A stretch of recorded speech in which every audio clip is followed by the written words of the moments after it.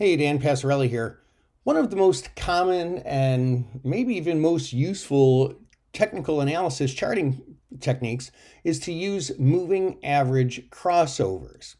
Now, averages, of course, just take the closing prices of a certain number of days, could be 20 days, 50 days, 200 days, or something else, and it averages them. And they call it a moving average because if it's a 20-day moving average, once another day happens, the oldest day, the 21st day, drops out and the new day drops in.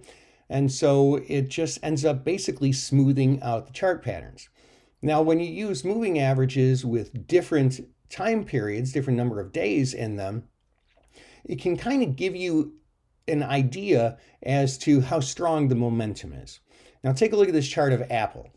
I almost always use the 200-day, which is in red, 50-day, which is in blue, and 20-day, which is in green. Now, the green one I think is very useful.